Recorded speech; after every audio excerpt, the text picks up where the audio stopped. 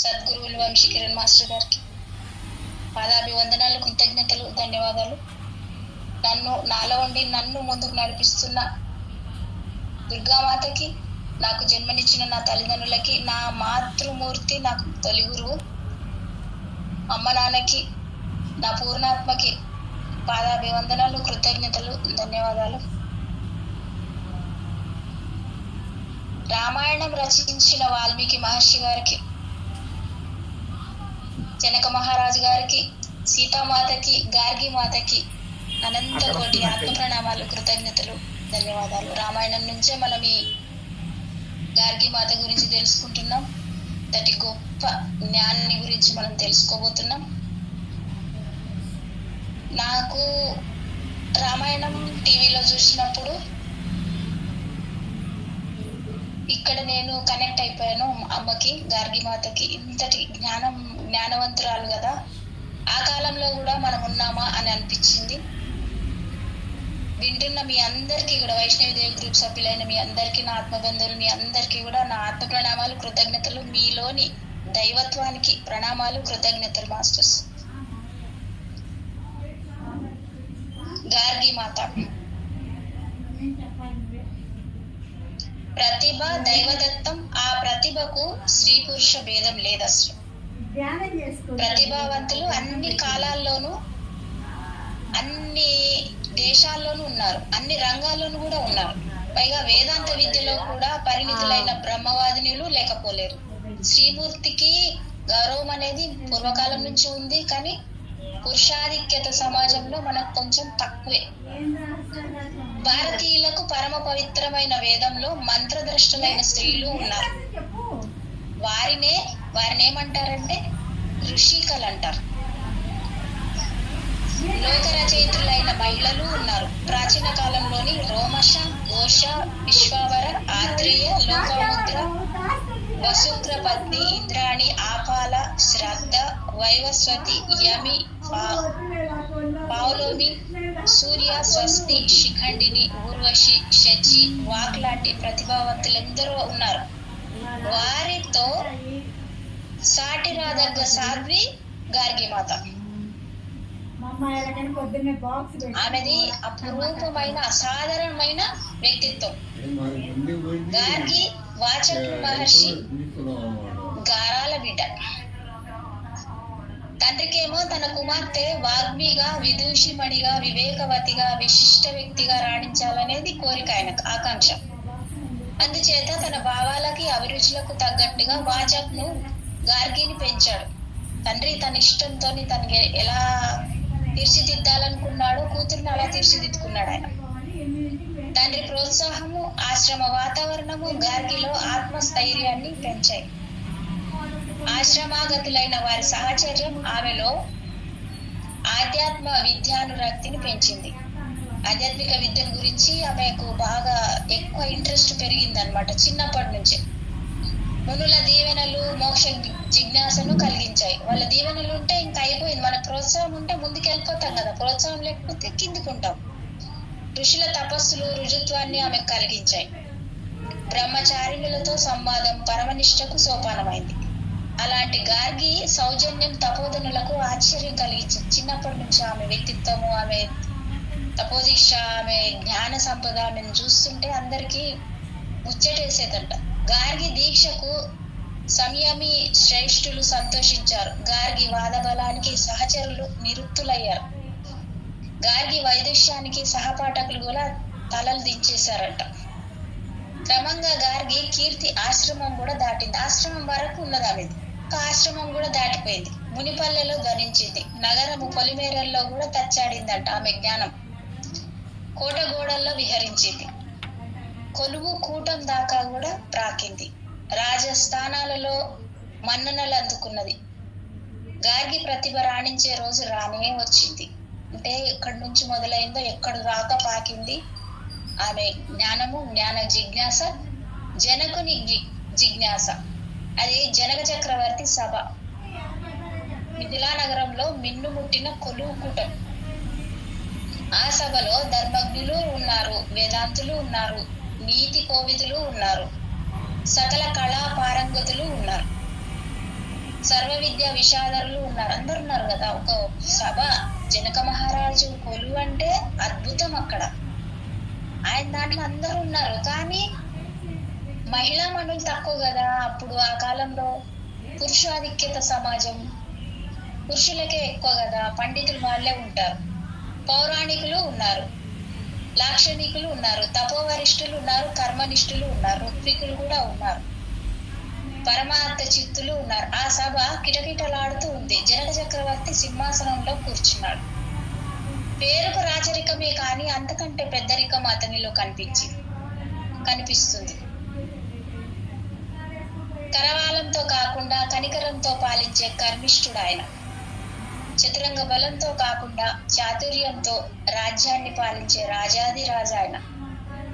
హింసలతో వంచనలతో కాకుండా హితబోధులతో శాసించే రాజర్షి ఆయన. సమస్తం పరబ్రహ్మగా భావిస్తూ సార్వభౌముడిగా విశ్వవిఖ్యాతిగా గడించాడు ఆయన. ఆయన సంపదలు దానం కోసం గాని అనుభవించడానికి కావు. చూడండి ఎంత అద్భుతం ఇది. వ్యర్థాలాపాలతో కాకుండా ఆధ్యాత్మిక రహస్య శ్రవణంతో కాలం గడపడమే జనకుని ప్రవృత్తి. అంటే వ్యర్థమైన పనులు చేసుకుంటూ, రాజరికం అంటే ఏంది, అందరితోని జల్సాలు చేస్తూ ఉండే రాజు కాదాయన, రాజర్షి అన్నారు. అందుకే ఆయన ఏంది, దానం కోసం. ఆయన సంపాదించేదంతా దానం కోసమే గాని అనుభవించడానికి కాదంటున్నారు. ఆధ్యాత్మిక రహస్య శ్రవణంతో కాలం గడపాలే గాని ఇంకో దాంతో కాదని చెప్తున్నారు.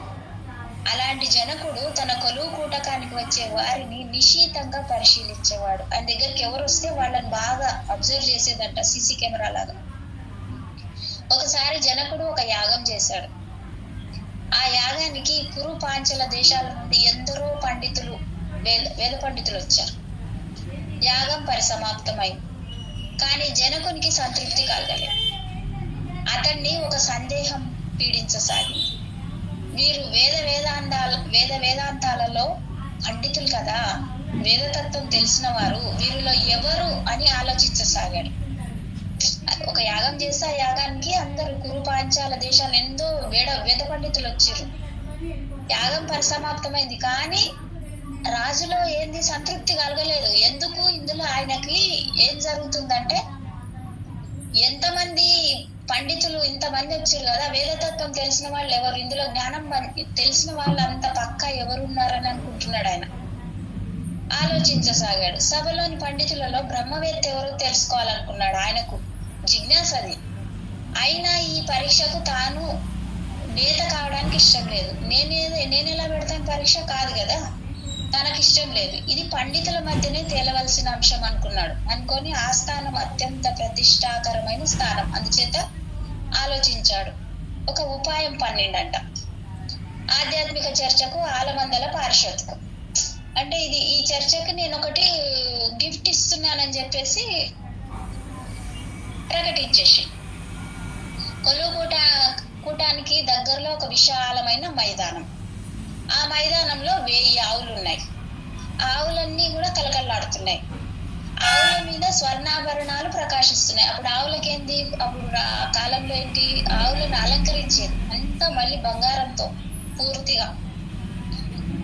కొమ్ములకు ధనం సంచులున్నాయి. ఆవుల అంబారవంతో ప్రదేశం అంతా శ్రావణ యోగ్యంగా ఉంది. అంబ అంటుంటే ఎంత బాగుంటది అసలు, శ్రావణ యోగ్యంగా ఉందట. చూడండి అద్భుతం. ఆవుల వన్య చిహ్నులతో ఆ ప్రదేశం సుందరోద్యానవనంలా ప్రకాశిస్తూ ఉందంట. వాటిని ఆవులు అనడం తగదు, తిరిగే మేరు పర్వతాలు అనాలి. అంతేకాదు సమృద్ధిగా పాలించే క్షీర సముద్రాలు అవి. ఆవులు కావక్కడ. సాధు స్వభావంతో మునీశ్వరుని తలపించే గోమాతలు. ఈ ఆలమందలు ఎందుకో అర్థం కాలేదు ఎవరికి కూడా. ఎవరికి తగ్గట్టు వారు తమలో తాము తర్కించుకుంటున్నారు. తెలియట్లేదు కదా ఎవరికి. పుణ్యవ్రతం పూర్తి చేసి దానాదుల కోసం సిద్ధం చేశారేమో అని అనుకుంటున్నారు పేద బ్రాహ్మణులు. విశిష్ట యాగం కోసం సకల సంబరాలతో గో సంపదను కూడా సమకూర్చారేమో అనుకున్నారు కొందరు. ఉత్తములైన వారిని ఎంపిక చేసి సత్కరిస్తారేమో అని అనుకున్నారు సామాన్యులు. అందరికి ఒక ఆశ ఉంటది కదా, ఏముంటది, ఏం జరుగుతుంది. అయితే సామాన్యుల ఆలోచనలే సత్యం. జనకుడు సభాసదుల్ని సూక్ష్మంగా పరిశీలించాడు. సభలో అశ్వులుడు, రుజువు, అహోబలుడు, శాకల్యుడు, విదగ్ధుడు ఉన్నారు. అందరికంటే మిన్నగా యజ్ఞవల్క్యుడు టీవీగా కనిపించాడు. అందరిని తేరిపారా చూశాక జనక మహారాజు సభకు నమస్కరించాడు. మహాత్ములారా, ఇది కేవలం సభాంగణం మాత్రం కాదు, సద్విషయ చర్చాంగణం. ఇది అంటే మంచి విషయాన్ని మనం చర్చించుకునే ప్రదేశం అని చెప్తున్నాడు. సుమనస్సుల విహరాంగణం, మంచి మనస్సులతో మనం చేసుకునే ఒక విహరాంగణం. ఎంత అద్భుతంగా ఉంది చూడండి పదం. సత్యశీలుల ప్రాంగణం, సత్యశీలుల కోసం విచ్చేసిన ప్రాంగణం ఇది. మీరందరూ ఉత్తములే, బ్రహ్మజ్ఞులే, కానీ మీలో బ్రహ్మవేత్తలు ఎవరో తేల్చే శక్తి నాకు లేదు. మీలో బ్రహ్మవేత్త అయిన వారికి కొలువు కూటం వెలుపల మైదానంలోని 1000 గోవులను అర్పిస్తాను అన్నాడు. సరస్సులో అల్లల్లాగా సభలో కలకలం మొదలైపోయింది. సరస్సులో ఒక రాయేస్తే ఎట్లా ఇట్లా గలగల గలగల ఇదవుతుందో అలా కలకలం మొదలైపోయిందంట సభలో. బజ్జుడు తల వంచాడు. బుజ్జుడు సారీ అహోలుడు దిక్కులు చూశాడంట. అంటే వీళ్ళందరూ పండితులు, సభలో పండితులు వీళ్ళందరూ. శాకల్యుడు సభ అంతా పరిశీలించాడు. అయినా సాహసం చేయడానికి ఎవ్వరూ సంసిద్ధం కాలేదు. ఎవరికి కాలేదు అక్కడ. యజ్ఞవల్కుడు జనకుని ప్రకటన విన్నాడు. సభాంగణం అంతా చూశాడంట. సహచరుల మనోభిప్రాయాలను అర్థం చేసుకున్నాడు. శిష్యుల ముఖ కమలాలపై విరిసిన చిరునవ్వుల్ని పసిగట్టాడు. పండితుల దిగాలను పరిశీలించాడు. అతనిలోని బ్రహ్మతేజం అడుగు వేయమంటూ ఉంది. అతనిలోని బ్రహ్మతేజము అడుగెయ్యి నువ్వు అని చెప్తుందంట. పాండిత్యం ముందుకు దోస్తుంది. వినయం తొందరపడొద్దని మందలిస్తుంది. అందుకే ఆగిపోయాడంట. కాలం గడుస్తుంది. జనకుడు మరొకసారి అందరినీ చూశాడు. యజ్ఞవల్కునిపై దృష్టి ఆనింది. అశ్వలునిపై కూడా చూపు సారిందంట జనక మహారాజు. ఇక ఆలోచించడం తగదనుకున్నాడు యజ్ఞవల్కుడు. తన ప్రియ శిష్యుడైన సామశ్రవుని వైపు చూశాడు. సామశ్రవుడు సామాన్యుడు కాడు. వేదంలోని సామ భాగాన్ని సలక్షణంగా అధ్యయనం చేసినవాడు. అతని ముఖం చంద్రునిలా ప్రకాశిస్తూ ఉంది. వెంటనే యజ్ఞవల్కుడు లేచి, మహారాజా, సభలో నేనొక్కడే బ్రహ్మవేత్తని. చూడండి అలా ఎలా చెప్తున్నాడు. నేనొక్కడే బ్రహ్మవేత్తని, ఆధ్యాత్మిక విశ్వ విషాదరుణ్ణి నేనే. అందుచేత ఈ 1000 గోవుల్ని నా ఆశ్రమానికి నా శిష్యుడు తరలించడానికి అనుమతి ఇవ్వండి. ముందు చెప్పకుండానే ఆవులను తీసుకెళ్లిపోతాను అంటున్నాడు. ఆయన శిష్యుని పంపిస్తాడంట, తీసుకెళ్లిపోతాడు అని గంభీరంగా పలికాడు. సభ నిశ్శబ్దంగా ఉంది. జనకుడు కాసేపు మౌనం వహించాడు. మౌనం అర్ధాంగీకారం అంటూ సామశ్రవుడు గోవుల్ని తరలించడానికి సన్నాహాలు చేస్తుంటే అశ్వలుడు అడ్డుపడ్డాడు. అశ్వలుని ఆర్భాటం. యజ్ఞవల్క ఆగు, ఉత్తముడవని నీవే ప్రకటించుకోవడం న్యాయం కాదు. అంటే మనలో నాది నాకే ఉన్నదని నేను ఎట్లా ప్రకటించుకుంటాను? ఇప్పుడు నేను చెప్తున్నాను, నేను ఇదేదో చదువుతున్నాను, నేను చెప్తున్నాను, ఇందులో నాదే ఉంది గొప్పతనం అని నేను అనుకోవడం కాదు కదా. నేనేం చెప్పాను అనేది నీకు తెలుస్తుంది. అందుకే అంటున్నారు, నువ్వు ప్రకటించుకోవద్దు కదా, నేనే గొప్ప పండితున్నని, నీకు ఇంకొకరు ఎవరో పోటీ ఉండాలి కదా, ఆగుమని అంటున్నాడు. అశ్వలుని ఆర్భాటం. యజ్ఞవల్క ఆగు, ఉత్తముడు అని నీవే ప్రకటించుకోవడం న్యాయం కాదు. ఇది సభాంగణం. అందరూ ఉన్నారు ఇక్కడ. నేను జనక మహారాజు ఋత్వికుని. నేను యాగాదులెన్నో జరిపించిన వాడిని. యాగాదులు, ఋత్వికుడు అంటే యాగాలు జరిపించేటోడు. క్రతు విద్యా విషాదారుణ్ణి నేను. నీవు విద్వాంసుడవైతే నా ప్రశ్నలకు సమాధానం చెప్పు అంటున్నాడు. ఎవరు? అశ్వలుడు అని గద్దించాడు. యజ్ఞవల్కుడు అశ్వలుని చూశాడు. అశ్వలుడు పురోహితుడే గాని పరమార్థ జ్ఞానం లేని వాడని పసిగట్టాడు. పురోహితుడు అనుకుంటున్నాడు, అంటే అన్ని పూజలు అవన్నీ చేపిస్తాడు కదా రాజుకి, ఈయనకేముంటది జ్ఞానము అనుకుంటున్నాడు. ఎవరు? యజ్ఞవల్కుడు. అందుచేత చేతులు జోడించి, అశ్వల, నేను సంసిద్ధుడిని, నీ ప్రశ్నలకు సమాధానం చెప్తా అన్నాడు. ఏది ఈయనకేమొస్తుంది, నేను చెప్తానులే అనుకున్నాడు. బ్రహ్మతత్వం అంటే ఏంటి అని అడిగాడు అశ్వలుడు గట్టిగా. అడుగు, నేను చెప్తానన్నాడు. అశ్వలుడిని అడుగుమంటున్నాడు. బ్రహ్మతత్వం అంటే ఏంటి అని అడిగాడు అశ్వలుడు యజ్ఞవల్కుని. అశ్వల నాకు తెలియదు, నేను బీద బ్రాహ్మణుడు, ఆవులు నాకు అవసరం. చూడండి ఎలా చెప్తున్నాడు సమాధానం. అంటే నాకేం తెలియదు, నేను పేద బ్రాహ్మణ్ణి, కానీ నాకు ఆవులు అవసరము అంటున్నాడు. పేదోడు కదా, నాకు అవసరానికి ఇది అవసరం పడుతుంది కదా అంటున్నాడు. ఎవరంటున్నారు? యజ్ఞవల్కుడు. యజ్ఞవల్కుడు అంటున్నాడు, అశ్వల నాకు తెలియదు, నేను పేద బ్రాహ్మణుని, ఆవులు నాకు అవసరం, నాకు ఆవులు అవసరం అని నాకేం తెలియదు అంటున్నాడు. అశ్వలుడు పక్కపక్క నవ్వాడు. కానీ సభలోని వారి యజ్ఞవల్కుని మాటల్లోని అంతరార్థం గ్రహించి బేషిష్ అన్నారు. అశ్వలునికి ఆ వ్యంగ్యం అర్థం కాలేదు. తనకు తెలిసిన యాగాల్ని, యాగ విశేషాలని, ఆదిష్టాన దేవతల్ని, కర్మ క్రియాకలాపాలని గురించి గుచ్చి అడిగాడు. యజ్ఞవల్కుడు నింపాదిగా జవాబులు చెప్పేసరికి అశ్వలుడు కంగు తిన్నాడు. ఇంకా అడగడానికి ఏమీ లేకపోవడంతో అశ్వలుడు వెనకడుగు వేశాడు. ఇక నారీ జనంలో కలకలం. ఈలోగా నారీ జనంలో కలకలం మొదలైంది. అందరి చూపులు అటువైపు మళ్ళాయి. ఆ నారీ జనంలో హర్ష విద్యా స్వరూపిణిగా ఒక స్త్రీ మూర్తి కూర్చొని ఉంది. ఆవిడను చూసి సరస్వతి సారూప్యం అన్నారు కొందరు.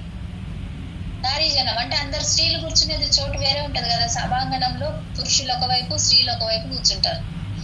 అయితే అందులో ఒక శ్రీమూర్తిని కూర్చొని ఉండడం చూసి సరస్వతి సారూప్యం అని అంటున్నారు అందరూ. తపస్సు స్త్రీ రూపం ధరించింది అన్నారు కొందరు.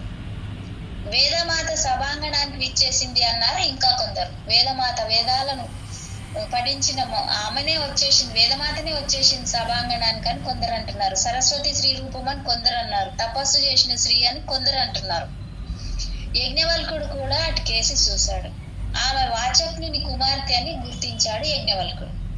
ఆమె ఎవరో కాదు, గార్గి. మైత్రేయిలాగా ఆధ్యాత్మ విద్యా రహస్యం తెలిసిన అద్వితీయ సాధ్వి శిరోమణి. ఇక్కడ జిజ్ఞాసతో మళ్ళీ రెండు ప్రశ్నలు వేశారు. గార్గి యజ్ఞవల్కుని చూసింది, అతని తపశక్తికి మెచ్చింది.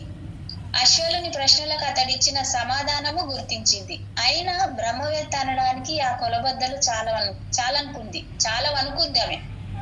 ఈ సరిపోవు అనుకొని ఎదుటివారి సందేహాలను తీర్చగలిగేవాడే పండితుడు, సత్యదర్శనం చేసిన వాడే సద్విమర్శకుడు, బ్రహ్మస్వరూపం తెలిసిన వాడే బ్రాహ్మణుడు. అందువల్ల గార్గి లేచి, అంటే అన్ని తెలుసుకోవాలి కదా, ఒక్కరే అడిగిన తర్వాత అది పూర్తి చేయొద్దు. ఎందుకంటే సందేహాలు తీర్చేటోడే పండితుడు కదా, సత్యదర్శనం చేసినోడే సద్విమర్శకుడు. అంటే మనకు అన్ని తెలియజెప్పినోడే విమర్శకుడు, మంచి విమర్శకుడు. బ్రహ్మస్వరూపం తెలిసిన వాడేంది బ్రాహ్మణుడైతాడు. అమ్మ లేసి ఏమంటున్నారంటే, మహారాజా, నేను స్త్రీని, గార్గిని. ఆధ్యాత్మిక అంశాలపై నాకు కొన్ని సందేహాలు ఉన్నాయి. వాటిని తీర్చుకోవడం కోసమే నేను ఇక్కడికి వచ్చాను. అనుమతిస్తే యజ్ఞవల్కుని వారిని అడుగుతాను అంది. ఇంకా సభలో అలజడి మొదలైంది. ఎవరు ఊహించని సన్నివేశం ఇది. అంటే ఒక స్త్రీ లేచి నించొని అడుగుతుందంటే అందరికి ఎట్లా ఈమె నా శ్రీమూర్తిని అడుగుతుందా అనేది ఒకటి వస్తుంది కదా. ఒక మహర్షి ఒకనొక స్త్రీ చెప్పదంటూ ప్రశ్నలు అడగడము అని కొందరు నిరసించారు, ఇష్టపడరు కదా. అక్కడ బ్రాహ్మణోత్తముడని తేలిన తర్వాత ఏమిటి అనవసర ప్రసంగం అని, బ్రాహ్మణోత్తముడు అని తెలిసిన తర్వాత ఇంకా ఎందుకు, ఒకసారి పరీక్ష అయిపోయింది కదా, మళ్ళీ ఇంకెందుకు ప్రసంగం అంటున్నారు. ఏంటి అనవసర ప్రసంగం అంటున్నారు అన్నారు సామశ్రవాదులు. ఒక పండితుడు అన్నాడు, తన ఆశ చావనందుకు అశ్వలుడు సంతోషించాడు. నారీ జనం లోపల సంతోషపడుతూ ఉంది. జనక చక్రవర్తి గార్గిని మహర్షిని కూడా చూశాడు.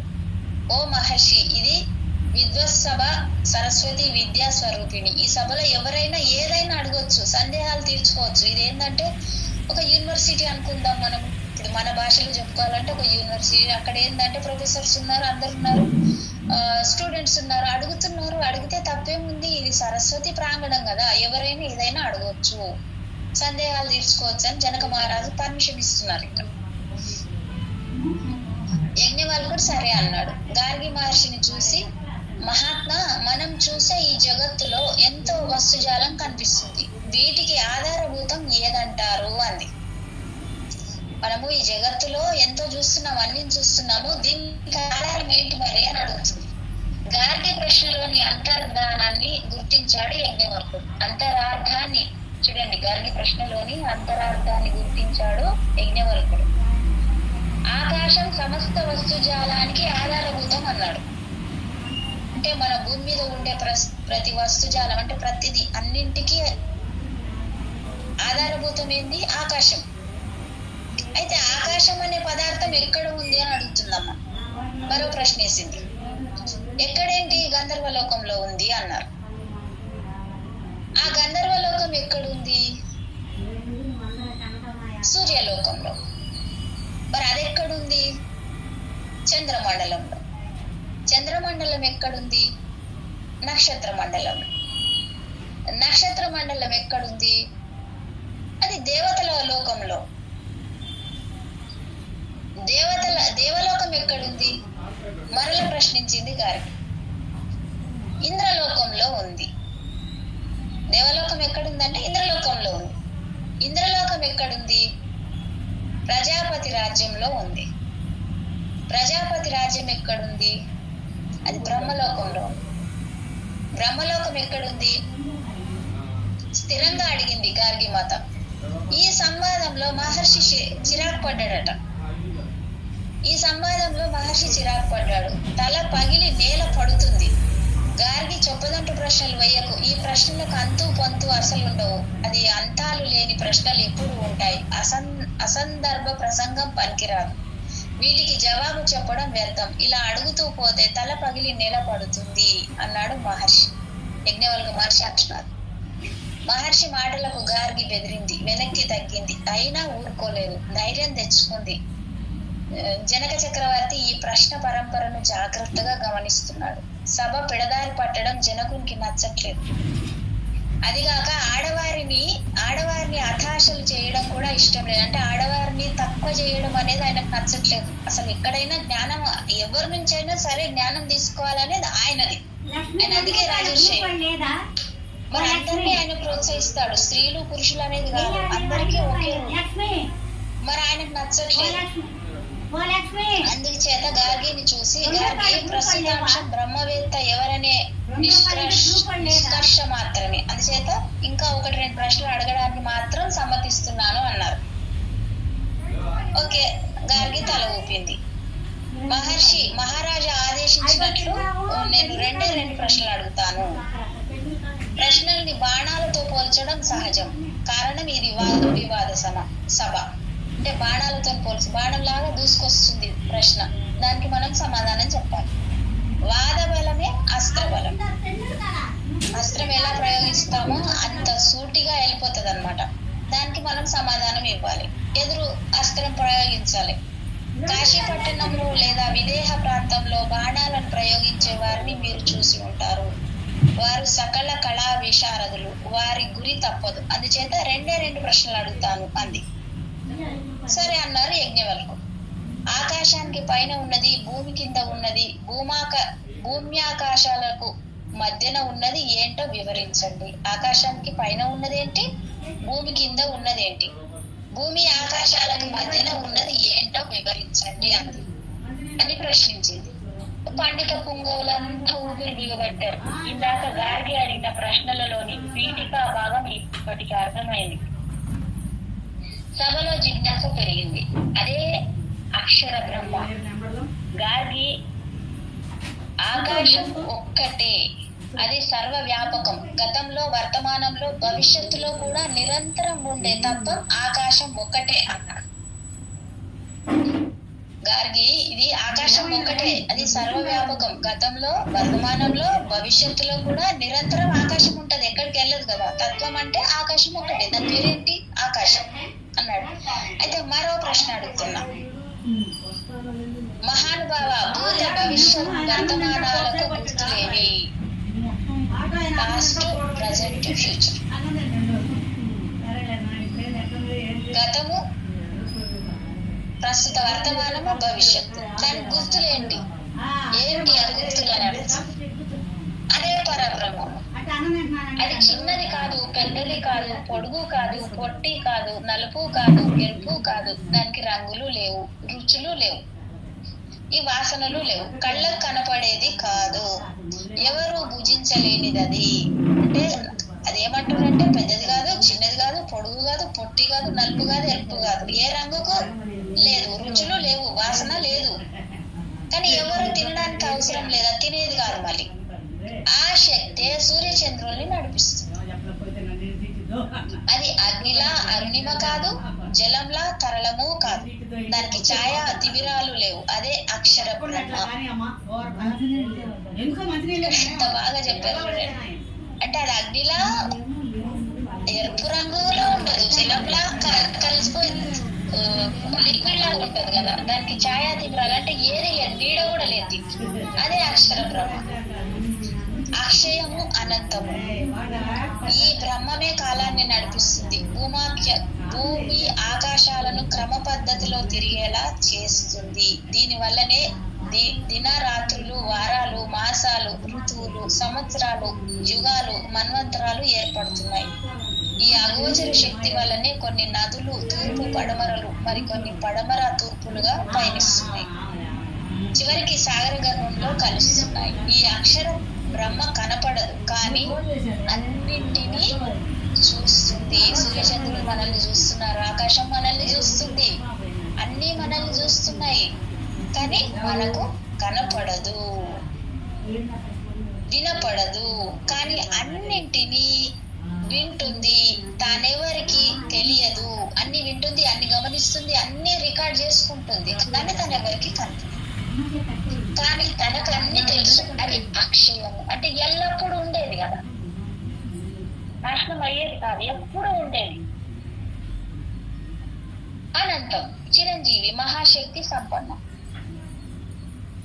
అని యజ్ఞవల్కుడు సృష్టి రహస్యం చెప్పాడు. ఈ సమాధానంతో గార్గి సంతృప్తి పడింది. తన సందేహాలు తీరినట్లు స్పష్టం చేసింది. యజ్ఞవల్కుడు బ్రహ్మ విధులలో ఉత్తముడని, బ్రహ్మను తెలుసుకున్నవాడని ఆమె నమ్మింది. సభ మహర్షికి జేజేలు పలికింది. జనక మహారాజు సంతోషించాడు. ఆధ్యాత్మిక రహస్యాలు తెలిసినందుకు ఆనందించాడు. ఆయనకు సంతోషమైంది కదా. గార్హస్థ్యం అంటే గార్గి ఎలా ఉందని చెప్తున్నారు. గార్గి పేరు ఇప్పుడు ఈ సభలో ఈమె అడిగినందువల్ల, అంటే మొట్టమొదట ఒక స్త్రీమూర్తి తన జ్ఞానాన్నంతా బయటికి తెచ్చింది కదా. ఇక్కడ ఎవరి గొప్పతనము? జనక మహారాజు గొప్పతనం. ఎందుకు? ఒక స్త్రీమూర్తిని బయటకు తీసుకొచ్చిండు. ఆయన పర్మిషన్ ఇస్తేనే కదా ఆమె బయటకు వచ్చింది. చూడండి, ఆ కాలంలో త్రేతాయుగంలో జనక మహారాజు సభలో ఒక స్త్రీమూర్తి, ఒక పండితురాలుగా ఆమె జ్ఞానాన్ని దశ దిశలా ఎంతటి వరకు వెళ్ళిపోయి చూడండి. యజ్ఞవల్క మహర్షితోని ఆమె సంవాదం అంటే ఇక్కడ తాను గెలవాలని కాదు, బయటికి వెళ్ళాలి. ఆ రాజుకి ఏం తెలుసుకోవాలని ఉన్నదో అది బయటికి రావాలి, అది బయటికి తెచ్చింది ఆమె. గార్గి పేరు దశ దిశలు వ్యాపించింది. ఆమె మేధస్సుకు పండితులు మెచ్చుకున్నారు. కానీ గార్గి విదుషీమణి అయింది. వాద బలానికి బ్రహ్మచారినిలా జీవించాలనుకుంది. ఆమె పెళ్లి చేసుకోవద్దనుకుంది. కుమార్తె నిర్ణయం తండ్రికి నచ్చలేదు. తన కుమార్తె విద్యావతి కావాలని కోరుకున్నాడే గాని అవివాహతగా కాలం గడపడం అతనికి బాగుపెట్టింది. ఎన్నోసార్లు నచ్చ చెప్పాడు, కానీ ఫలితం శూన్యం. గార్గికి బాల్యం ఎప్పుడూ గడిచింది. యవ్వనం జారిపోతూ ఉంది. వృద్ధాప్యం స్వాగతం పలుకుతూ ఉంది. కానీ ఇవేమీ పట్టించుకోకుండా గార్గి సన్యాస దీక్షతో జ్ఞానంతో కాలం గడుపుతుంది. జ్ఞానంతో కాలం గడుపుతుంది. ఆమెకి ఇష్టం లేదు పెళ్లి చేసుకోవడం. ఒకనాడు నారదుడు వచ్చాడు. గార్గి నారదునికి అన్ని సత్కారాలు చేసింది. నారదుడు సంతోషించాడు. అమ్మ, జీవితము క్షణభంగురం, వయోదారిద్ర్యం నిలిచేది కాదు. సుఖభోగాలు జీవికి అవసరం. ఈ నియతి అందరికీ సమానం, అందుచేత పెళ్ళాడవమ్మా అన్నాడు. ఇది జీవితము కొద్ది రోజులే, చిన్నదే. జీవితం అంటే చాలా చిన్నది కదా. వయసు మీద పడుతూనే ఉంటుంది. సుఖభోగాలు అవసరం ఈ జీవికి, ఈ అందరికి సమానం కదా, ఇది పెళ్లి చేసుకొని చెప్తున్నాడు నారద మహర్షి. గార్గి నారదునికి నమస్కరించింది. మహర్షి, పురుషులకు స్త్రీలకు భిన్న భిన్న ఆచారాలు లేవు. సాంసారిక జీవితం గడపకుండా సన్యాసులైన వారెందరో ఉన్నారు. అలాగే నేను సన్యాసినయ్యాను. ధ్యానంతో ముక్తి పొందాలని నా ప్రగాఢ వాంఛ. ధ్యానంతోనే నేను ముక్తి పొందాలని అనుకుంటున్నా. నేను నాకు ఇష్టం ఉంది. స్త్రీ పురుషులకు భిన్న ఆచారాలు ఎందుకు? ఎవరికైనా ఏది కావాలనుకుంటే దాన్ని చేసుకోవచ్చు కదా. నేను ఇలా ఉండాలనుకుంటున్నాను, నేను ధ్యానంతోనే నా జీవితం ముక్తి పొందాలని అనుకుంటున్నాను, నా ఇష్టం ఇది అంటున్నాను. అది నారదుడు ఏమన్నాడంటే, అమ్మ నీ ఆలోచన చాలా బాగుంది, కానీ వాదనలకు నిలవదు. నేను పెళ్లి చేసుకుంటా ఉంటాను, నేను సన్యాసిగా ఉంటా అంటే వాదనలో ఇది పని చేయదు కదమ్మా అంటున్నాడు. పురుషులకు ఇది సాధ్యం, కానీ స్త్రీలకు సాధ్యం కాదు. ఇక్కడ చూడండి మళ్ళీ ఇదొకటి. పురుషులకైతే సాధ్యమవుతుంది కానీ స్త్రీలకు సాధ్యం కాదు. స్త్రీ ధర్మాలు వేరు, పురుష ధర్మాలు వేరు. యజ్ఞవల్కుడు స్త్రీలకు ఎన్నో నియమాలు చెప్పారు. యుక్త వయసు వచ్చాక ఆడపిల్ల తన భర్తను తానే నిర్ణయించుకోవచ్చు అన్నాడు. మగబిడ్డలు లేకుండా ఎవరైనా చనిపోతే అతనికి నిజమైన వారసులు అతని భార్య, అతని కూతుళ్ళు మాత్రమే అని అనుశాసించాడు. ఎవరు? యజ్ఞవల్కుడు. స్త్రీలకు నియమాలు చెప్పిండట. యుక్త వయసు వచ్చాక ఆడపిల్ల తన భర్తను తానే నిర్ణయించుకోవచ్చు. ఎందుకంటే ఈ జనక మహారాజు కొలువునే ఇది చూడండి. స్త్రీలకు ఎంత అద్భుతమైన వాళ్ళు ఇచ్చారు అంటే స్వాతంత్రం అక్కడి చూడండి. తన భర్తను తానే నిర్ణయించుకోవచ్చు. మగబిడ్డలు లేకుండా ఎవరైనా చనిపోతే అతనికి నిజమైన వారసులు అతని భార్య, అతని కూతుళ్ళకు కూడా వారసత్వం అక్కడి నుంచి మొదలైంది. ఇప్పుడు మనకు సుప్రీంకోర్టులో కూడా వారసులుగా అమ్మాయిలకు కూడా ఉంది అనేది చెప్తున్నారు కదా, అక్కడి నుంచి మొదలైంది. కూతుళ్ళు మాత్రమే అని అనుశాసించాడు యజ్ఞవల్కుడు. బ్రాహ్మణోత్తముడు కదా, జనక మహర్షి సత్కారాలు అందుకున్న మహనీయుడు కదా, అందుచేత వివాహం ఆడవమ్మా అన్నాడు నారద మహర్షి.